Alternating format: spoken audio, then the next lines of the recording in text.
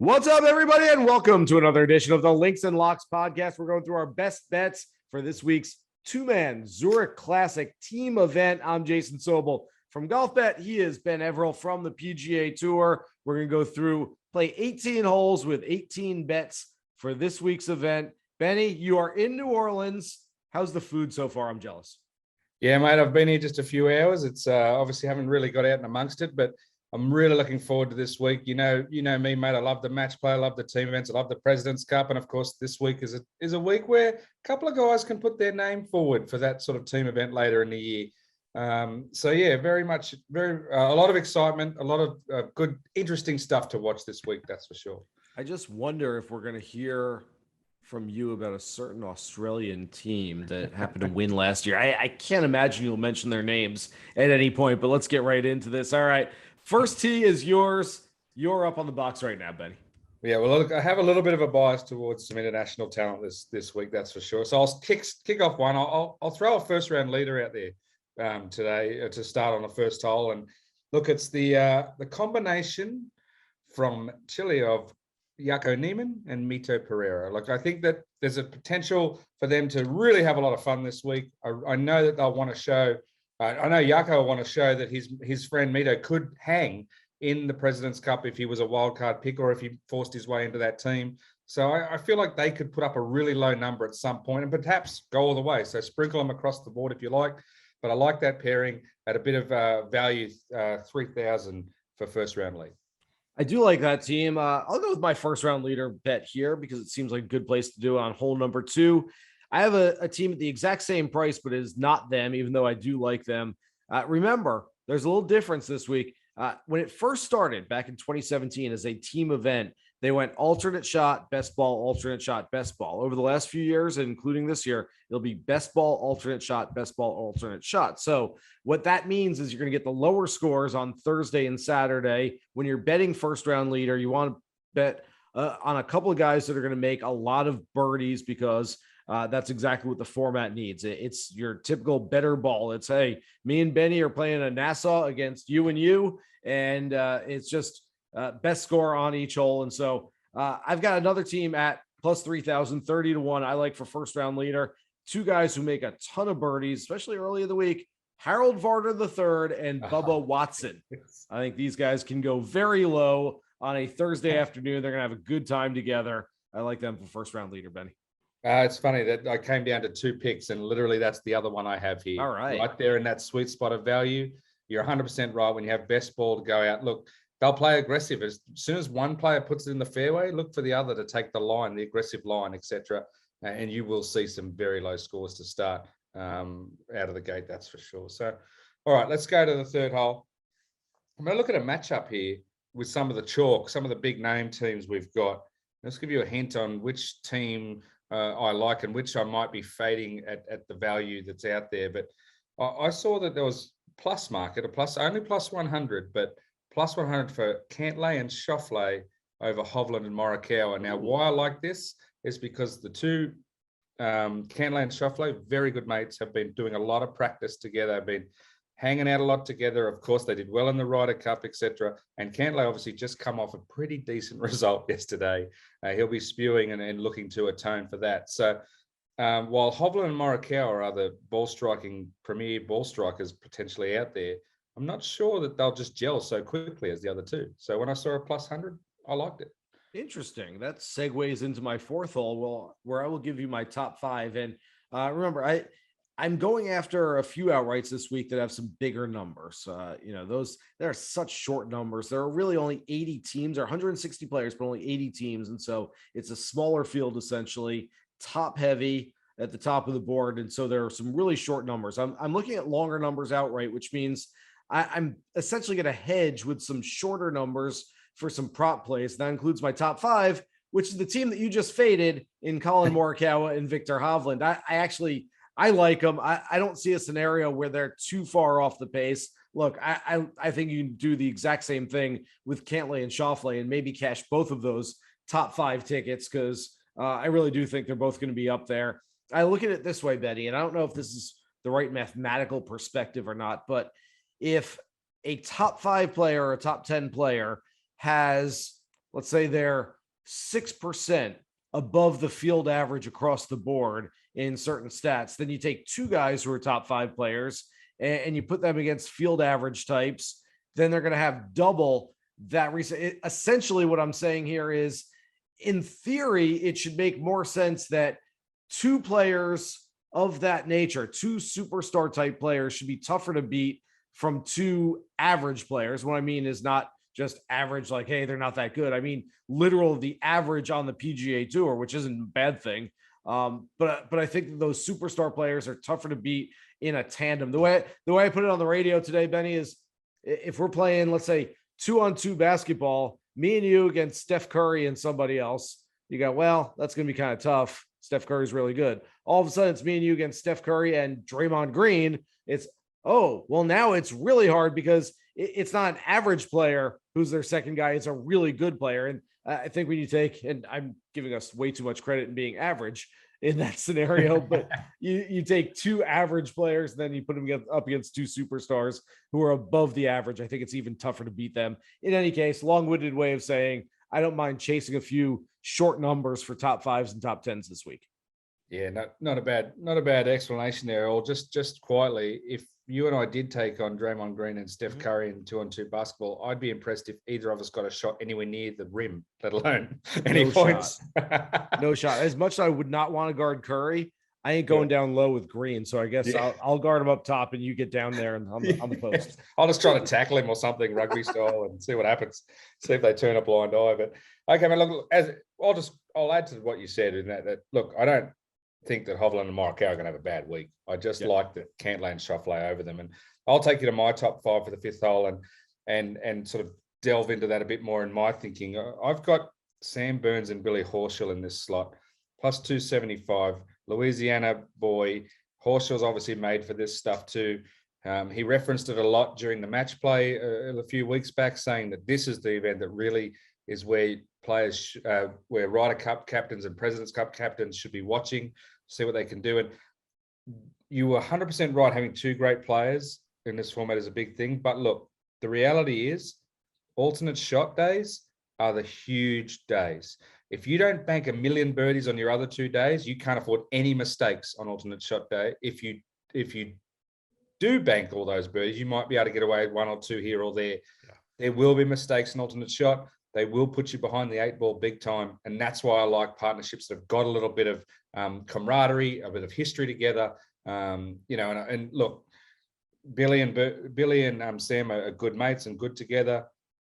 Cantlay and Schauffele in my earlier pick, same reason. They figured it out, and I figure there might be a little less room for error on those alternate shot days. I'm totally with you on the chemistry, totally with you on the camaraderie. And just because I am, watch this, Benny, as your podcast partner, I'm going to segue right into a bet I had saved for later, but it's Billy Horschel and Sam Burns. I'm going to take them as well in a matchup. And I've got a couple of these Ryder Cup matchups. I'll tell you about the other one in a second, but I'm going US over Europe. In this one, it's Horschel and Burns over Fleetwood and Sergio Garcia at minus 130. All the things you said about them, they look like that. I don't think they're best friends. And when we say chemistry, it doesn't necessarily mean that they have to be best buddies and hang out together all the time. It's just they have to enjoy each other's company. And I thought that might have been strange bedfellows when they got together last year, but Horschel and Burns really looked like they were having a lot of fun together. In fact, this was sort of the springboard for Burns winning at the Valspar, which was later in the year last year, and having a really, really strong year, and it's still continuing. So I like those guys in that matchup as a favorite over the two Europeans. Yeah, good one, mate. At the end of the day, they have to like the bloke enough that when one of them puts the ball in the water, the other one doesn't want to kill him. You know, like they've got to handle that. Yep. Ask Charl Schwartzel about that one, by the way. Yeah. Well, I'm coming up to him at the turn. Look out. So, all right, I got a top 10 for you, and this one is not much value, plus 100. I'm going to go there anyway because this guy apparently can't lose, so at least I'll guarantee something. Scottie, Scheffler, and Palmer. Look, Chef's coming off his massive win at the Masters. He may have a little bit of a hangover from that. Who knows? We'll get to find out. But even I think at his worst currently, he should be able to ride on Palmer's coattails to a top 10 in this event. So look, I've missed him. I've missed him ever since picking him in his first win. I've not backed him in any of his others. So this is my little insurance Plus There you go. 100, top 10. I tweeted earlier today. We're speaking on Monday evening right now. I tweeted earlier Monday morning about Ryan Palmer chasing all these ringers. It was a joke. It was said very tongue in cheek. He played with Jordan Spieth in the first year that this was a team event, then played with John Rahm. They won one year, and now he's got Scottie Scheffler. And Ryan texted me tonight and said, dude, like, no one knows I'm friends with these guys. I'll put another tweet out there just so everyone understands this, because I knew it, he knew it, but no one else seemed to recognize that. Yeah, look, it says something about a player when all the best players in the world want to play with you. They have a choice. It's not like they get stuck with Ryan. Hey, Ryan wants to play with you. You got to go play with him. It's like, no, these guys all have a choice. In fact, they're higher on the pecking order than Ryan Palmer is. And they've all said, I want to play with Ryan Palmer. So, well, they get to the thing with it too is they practice a lot with him there in Texas, and they play a lot of money games. And the word is he does very well in those, so that probably helps it as well. Oh yeah. All right, I'm gonna stay on the same theme where I had the last hole on 8th hole. Another American duo to win their Ryder Cup match. I've got Talor Gooch and Max Homa at -110 over the red hot Shane Lowry and Ian Poulter. I'm just kind of banking on Lowry being out of gas after yet another title contention, second in a row. He's playing some great golf right now. Trust me, long term, I am all over Shane Lowry. Just a little bit of a fade this week. I think Gooch and Homa are going to have a little momentum. They're going to have some fun this week. Yeah, not bad, not bad. Okay, we'll head towards the turn. 9th hole. I'm going to throw you a long shot before we head to the turn there. Again, with my International President's Cup hat on, I want to see how the likes of my old mate, Branden Grace, and young South African Garrick Higgo go. Now, look, both of them have not been in what they would say is their absolute best form, but I know that both of those two players desperately want to be on Trevor Immelman's team. There's a lot of meetings and dinners and things this week between the international crew, and they're together for a reason. Higgo's there to have, Grace is there to have a sort of calming effect on the young Higgo, and Higgo's there to prove that his firepower is there. So the two of them have a point to prove as a duo and as individuals to be potentially part of the international team later in the year. And at 130-1, I like that as a long shot. By the way, I have a feeling, I don't know, but I know that some vice captains might be named by the time people are listening to this podcast. What do you think of that? Yes, so I think that if you keep an eye out for that on Tuesday morning, you may see some news around the international captaincy team or additions to it. And it should be exciting. And look, as I said, look, we're going to be ranked outsiders and massive underdogs come the President's Cup. But I tell you, we're doing the podcast that week. I'll be picking us. I'm well aware. You've worn that hat every week that we've taped this podcast. So yes, I'm well aware. As we make the turn, let's get to the PGA Tour Pick'em Live picks. And we do this every week on PGAtour.com and PGA Tour's digital platforms. Benny, tell us a little bit about it. And where can we go with our picks this week? Yeah, look, an absolute free game, PGA Tour Pick'em Live, where people can win up to $5,000 worth of cash and prizes there. With essentially what we're doing is you throw out a fantasy game, if you will, that mirrors betting without the outlay, without actually putting your own money out there, and get used to how these things work, how the odds change over the rounds. You lock in your values when you pick them. You can change at any time, just like you would with a bet. But the great thing is you don't actually lose any money. You can only win. So all positives. And with that said, it's always good to start with a long shot to start the week. So I'd be looking at, like I just mentioned, Grace and Higgo. People are from 100-1 and out to be your first. There's Kisner and Brown is another one that's out there at 100-1. They've had some success in the past. There's a few randoms of guys we talked about that have got like the chemistry. Higgs and Smotherman from college days. They're miles out there. You got Cabrera Bao and Grillo, 180-1. Two guys who have been top level in the world back in the day. So have a look at the guys at long odds, but get into PGA Tour Pick'em Live and have a crack at, as I said, at $5,000 worth of prizes. I'm going to make my picks over the next few holes that we play here on the back nine. So I will stretch this out, maybe just get people to stay a little bit longer if they're making their PGA Tour Pick'em Live plays as we sit here on the podcast. All right, I'm going to go to the 10th hole as we start up the back nine with my favorite play on the board this week. Ooh. There is almost no value on the board. I mean, I look at it and I get it. It's a shortened field and the top of the board is top heavy, but you look down the list and you go, I don't really want to take them at this number. I don't want to take them at this number. Keith Mitchell and Brandt Snedeker, who finished in a share of fourth place last year. This is a little opposites attract thing they've got going on. Mitchell is a big hitter off the tee, one of the better drivers of the golf ball in the game. Brandt Snedeker, the wily veteran, makes a lot of putts when the putter is working well. A top 10 at plus 500, 5-1 for a top 10 play to just replicate what they did last year, I think is, like I said, that's my favorite play on the board this week. That's the one that really popped out to me as a pretty big number for a prop that's not that hard to hit. It's, look, they've only got to beat 70 other teams. They've got to finish in the top 12% or so this week. I think that's very doable. Yeah, not bad, mate. Good choice. As you said, there is some method to the guys who've done well over before, seem to stay up there and keep doing well once they've played in the format and done well. So, all right, 11th hole, I'll look at a top 20. And again, I'm sticking with the South Africans. You mentioned him before, Charl Schwartzel. Was a little unlucky last year, should we say, with his man Louis O and getting into the playoff with the Aussie boys before deciding that the water was the best place for a tee shot. Louis, tough way to lose that one and end up being a bit of a handover to the Aussie boys in the end. But I think that, again, with the International President's Cup scenario going on, that Bezuidenhout and Schwartzel are a good top 20 play at plus 160. I think that they'll be in the mix early, and they won't give up because of what they're trying to prove. They won't be the type of team that if they slip to 12th, 13th, 14th, 15th, just sort of give it away. They're going to want to go to the end. So with that in mind, I like a lot of those international teams as top 20, top 10 plays. They're not going to fade off. They're going to try to finish strong. I can't believe it, Benny, but on the 12th hole here, I have an international team duo for a top 20, just like you said, and one that you haven't mentioned yet. All right, maybe only one of these guys has a legit chance of making the team this year, but I am taking the Canadian Adams, Hadwin and Adam Svensson for a top 20 at plus 170. Go back and look at what Hadwin has done over the last handful of weeks. The guy has been so good. I believe he was 26th at the RBC Heritage this past week.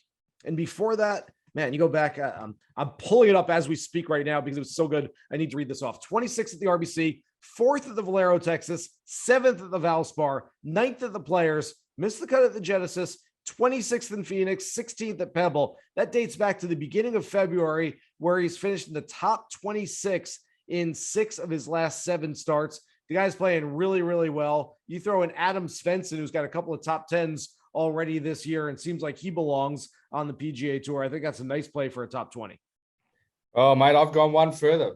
Hole 13, written right here. I just boxed it and laughed as you said it. I've got them at top 10, 11 to 1. There we go. Top 10, 11 to 1, those two boys. I know Hadwin's got something to prove. I absolutely know the Canadians were a little annoyed with me early at Christmas time, late last year, when I put out my predictions for the team. And I forgot to put any Canadians in the top 12. Oh, no. And that sent the country in a little bit of a tailspin. I copped a few interesting tweets, let me say. But as I told the boys, they were in my short list. Hadwin, Corey Connors, who I think will make the team now, and a few others were there or thereabouts. And I said, look, I hope you prove me wrong. And I think this is a massive, massive week for Adam Hadwin.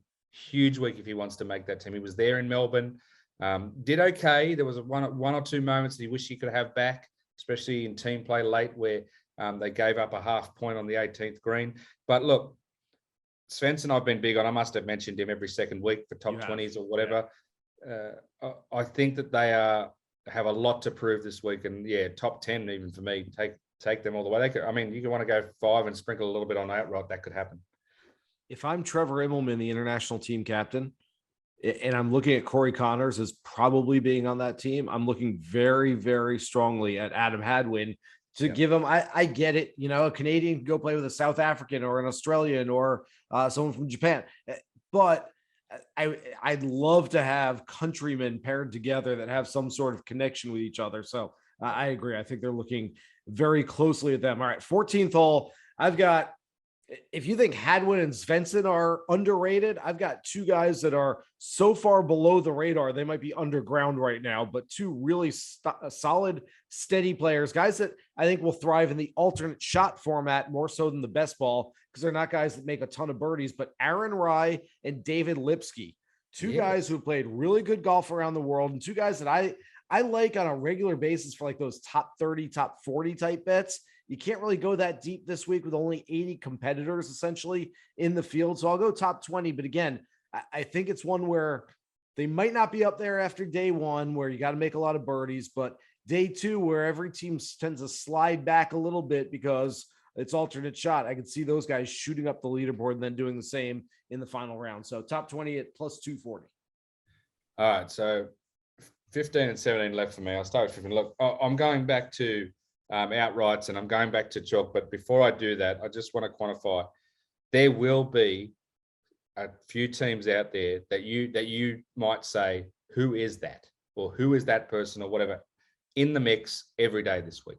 I guarantee you that there's going to be someone from down that board. We've mentioned quite a few of them. So don't be afraid to go for the value. In saying that, my two favorite outrights, I'm going to start with 15th hole.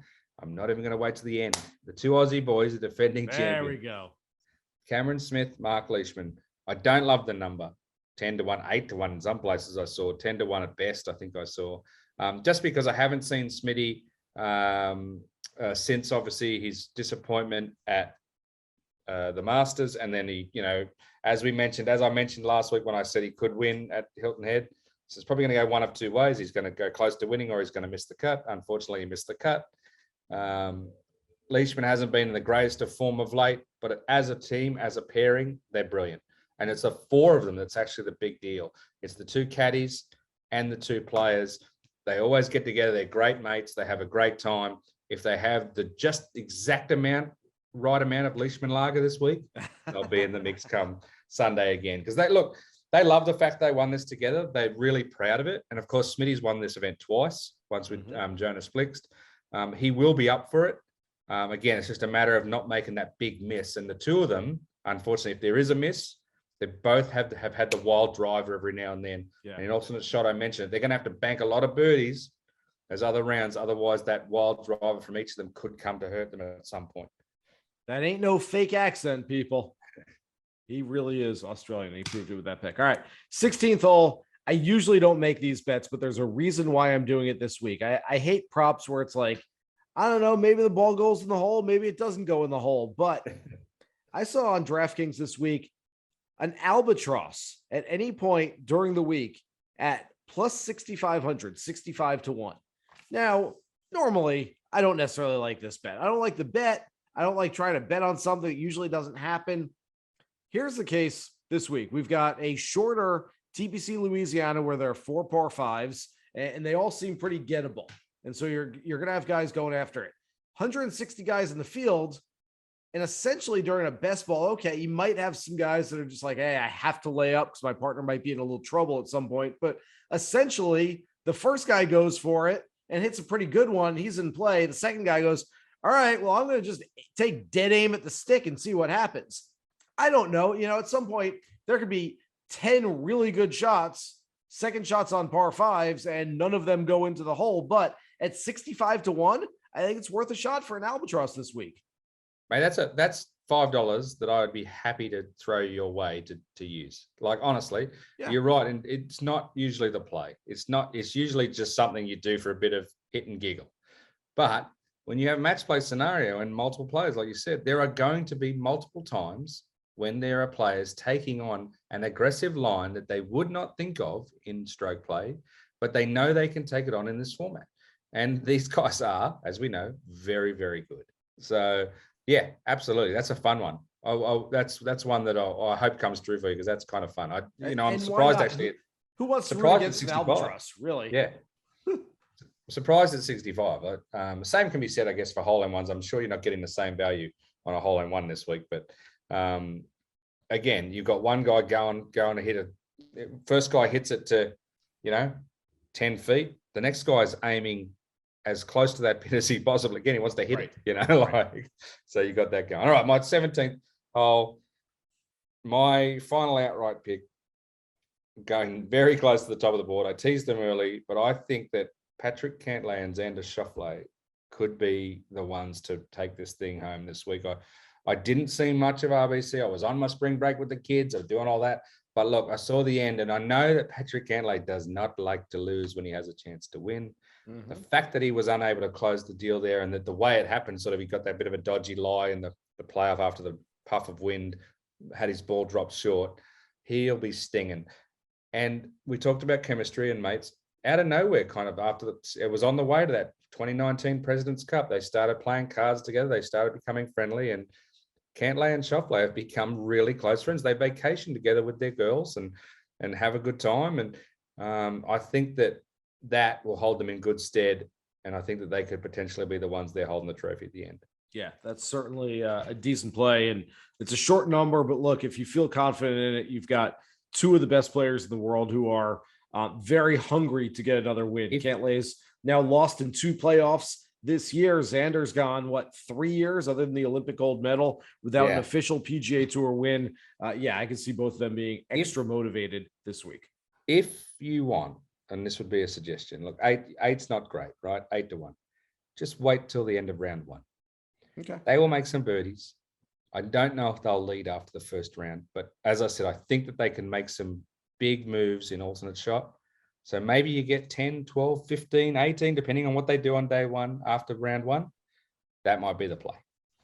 I completely agree with everything you've said about team chemistry and camaraderie. We've talked about it a few times already here. I wrote about it in my preview. I want guys who have both analytics and intangibles on their side. And that leads to the 18th hole, my favorite play on the board. And I told you before, I'm dipping down below the favorites this week. And I'm looking for a team in the mid-tier. First of all, they've got intangibles. They're really good friends. They play practice rounds together all the time. They hang out together. They go on vacation together. Team chemistry, not an issue whatsoever.